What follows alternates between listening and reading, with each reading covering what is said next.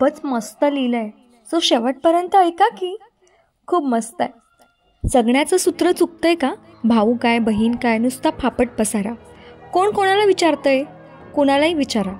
कुणी कोणाकडे जाईना, कुणी कोणाकडे येईना. जगलात काय, मेलात काय, माया कुणाला येईना. संवेदनशीलता आता फारशी कुठं दिसत नाही. बैठकीत किंवा ओसरीवर गप्पाची मैफिल बसत नाही. Package, increment, salary, investment, weekend यातच हल्ली माणसाचा होत आहे द एंड. लक्झरीमध्ये लोळताना फाटकं गाव नको वाटतं. जवळचं नातं असलं तरी सांगायलाही नको वाटतं. उच्च शिक्षित असूनही माणूस आज मॅड वाटतं. इंटेरियर केलेल्या घरामध्ये लुगडं धोतर ऑड वाटतं. सगळेच पाहुणे, सगळेच मेवणे कसे काय पॉश असतील. पार्लरमधून आणल्यासारखे चिकणे चोपडे कसे दिसतील. उन्हातानात तळणारी माणसं काळी पडणारच. गरिबीने गांजल्यावर चेहरा रंग उडणारच.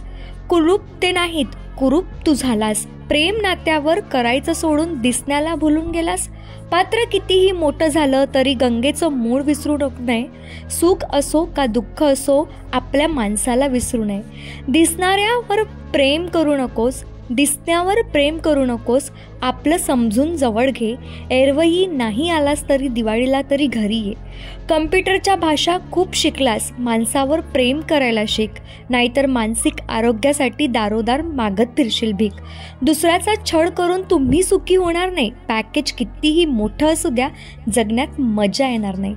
जग जवळ करताना आपली माणसं तोडू नका. अमृताच्या घड्याला अविचाराने लाथाडू नका.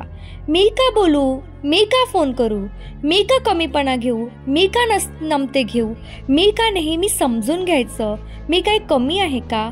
अरे बरेच सारे मी आहेत ज्या आयुष्यात विष कालवतात. म्हणून अरे अति शिकलेल्या माणसा, मीपणा सोड नि नाती जोड. अज्ञात कवितेचे आभार. सौजन्य सोशल मीडिया. तुम्हाला हा कविता ज्यांनी लिहिलेली आहे त्यांना श्रेय जातील. तुम्हाला जर ही कविता खूप आवडली असेल प्लीज व्हिडिओला लाईक करा, कमेंट करा, शेअर करा. नवीन असाल तर चॅनलला सबस्क्राईब करायला विसरू नका. धन्यवाद.